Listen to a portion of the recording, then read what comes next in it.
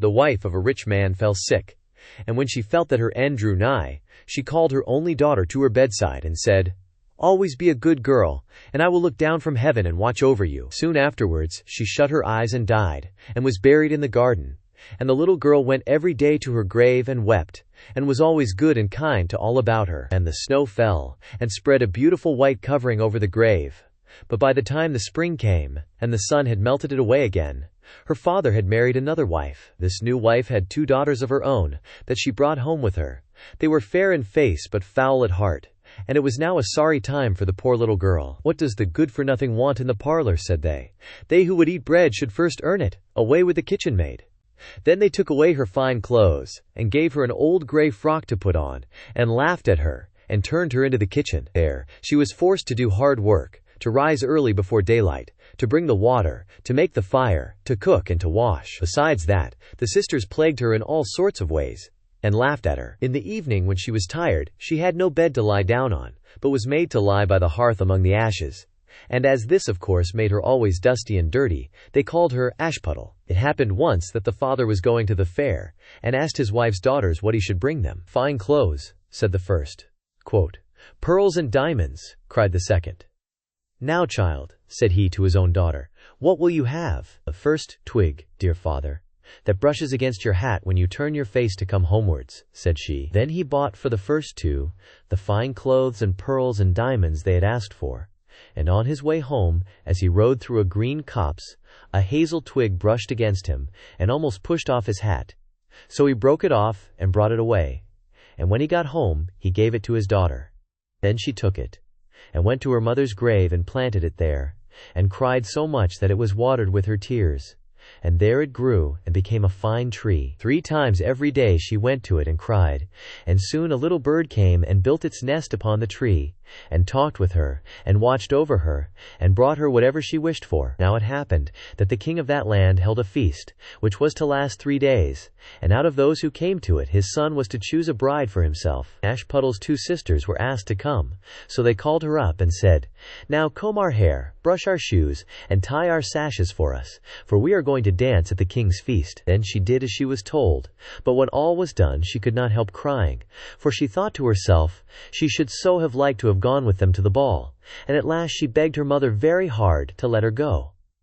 "You, Ashputtel," said she, "you who have nothing to wear, no clothes at all, and who cannot even dance, you want to go to the ball?" And when she kept on begging, she said at last, "To get rid of her, I will throw this dishful of peas into the ash heap, and if in 2 hours' time you have picked them all out, you shall go to the feast too." Then she threw the peas down among the ashes, but the little maiden ran out at the back door into the garden, and cried out, "Hither, hither, through the sky, turtle doves and linnets, fly! Blackbird, thrush, and chaffinch gay, hither, hither, haste away! One and all come help me, quick! Haste ye, pick, pick, pick!" Then first came 2 white doves, flying in at the kitchen window. Next came 2 turtle doves, and after them came all the little birds under heaven, chirping and fluttering in, and they flew down into the ashes. And the little doves stooped their heads down and set to work, pick, pick, pick. And then the others began to pick, pick, pick. And among them all they soon picked out all the good grain, and put it into a dish, but left the ashes. Long before the end of the hour, the work was quite done, and all flew out again at the windows. Then Ashputtel brought the dish to her mother, overjoyed at the thought that now she should go to the ball. But the mother said, "No, no, you slut, you have no clothes and cannot dance, you shall not go." And when Ashputtel begged very hard to go, she said, "If you can in 1 hour's time pick 2 of those dishes of peas out of the ashes, you shall go too." And thus she thought she should at least get rid of her. So she shook 2 dishes of peas into the ashes. But the little maiden went out into the garden at the back of the house, and cried out as before, "Hither, hither, through the sky, turtle doves and linnets, fly! Blackbird, thrush, and chaffinch gay, hither, hither, haste away! One and all come help me, quick! Haste ye, pick, pick, pick!" Then first came 2 white doves in at the kitchen window. Next came 2 turtle doves, and after them came all the little birds under heaven, chirping and hopping about.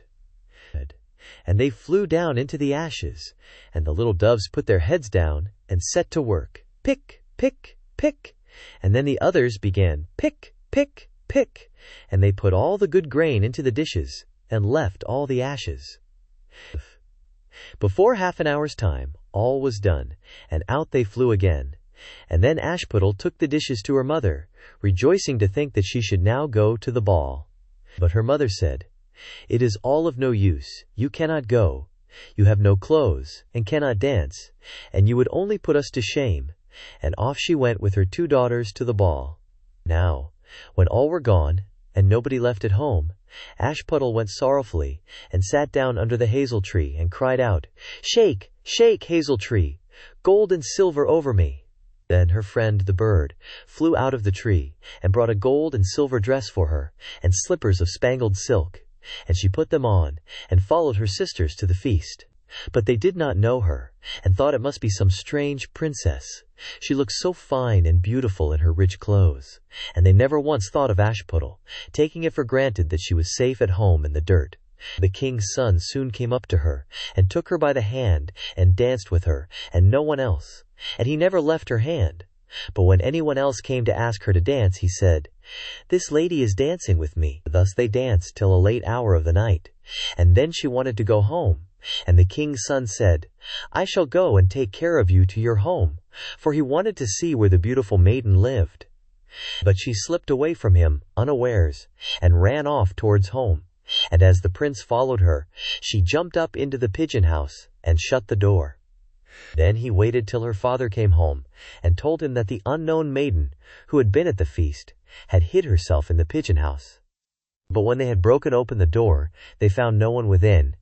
And as they came back into the house, Ashputtel was lying, as she always did, in her dirty frock by the ashes, and her dim little lamp was burning in the chimney. For she had run as quickly as she could through the pigeon house and on to the hazel tree, and had there taken off her beautiful clothes, and put them beneath the tree, that the bird might carry them away, and had lain down again amid the ashes in her little grey frock.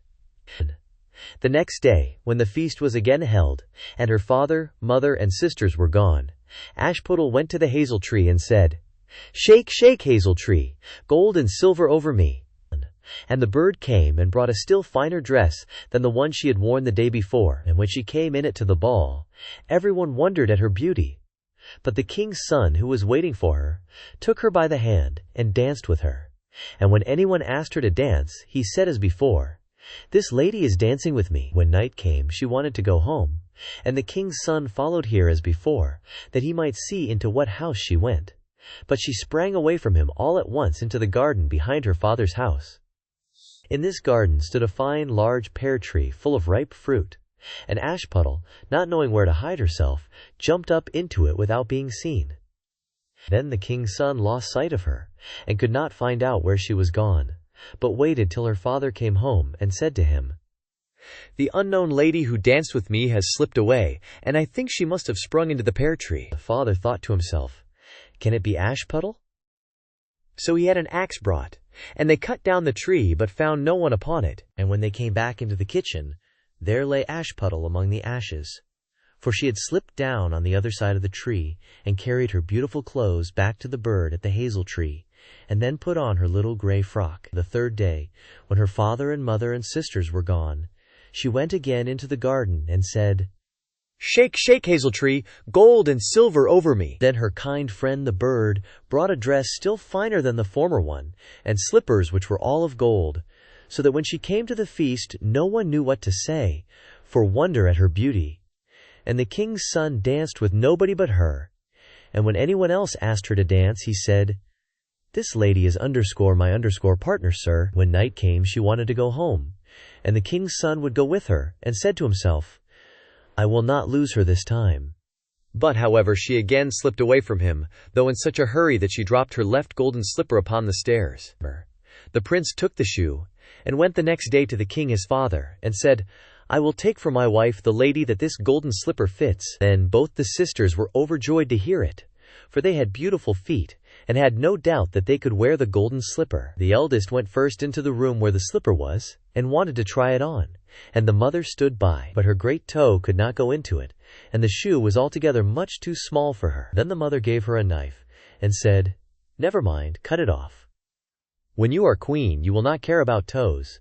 You will not want to walk." So the silly girl cut off her great toe, and thus squeezed on the shoe, and went to the king's son. Then he took her for his bride, and set her beside him on his horse, and rode away with her homewards. But on their way home they had to pass by the hazel tree that Ashputtel had planted, and on the branch sat a little dove, singing, back again, look to the shoe. The shoe is too small, and not made for you.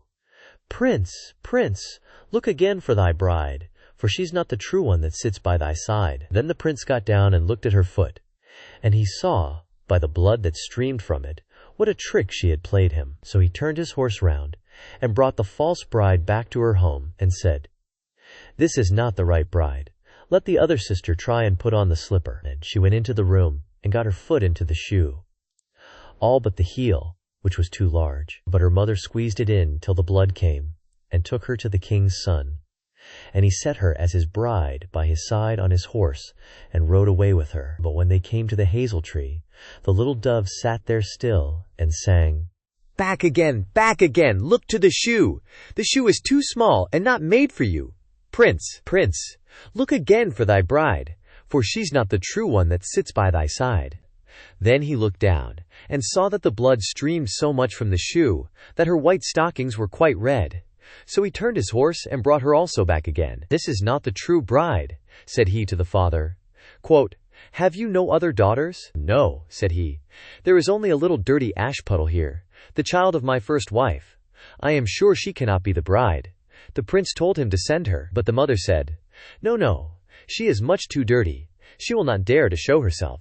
However, the prince would have her come, and she first washed her face and hands, and then went in and curtsied to him, and he reached her the golden slipper. Then she took her clumsy shoe off her left foot, and put on the golden slipper, and it fitted her, as if it had been made for her. And when he drew near and looked at her face, he knew her, and said, "This is the right bride." But the mother and both the sisters were frightened, and turned pale with anger, as he took Ashputtel on his horse, and rode away with her. And when they came to the hazel tree, the white dove sang, "Home, home, look at the shoe. Princess, the shoe was made for you. Prince, prince, take home thy bride, for she is the true one that sits by thy side." And when the dove had done its song, it came flying, and perched upon her right shoulder, and so went home with her.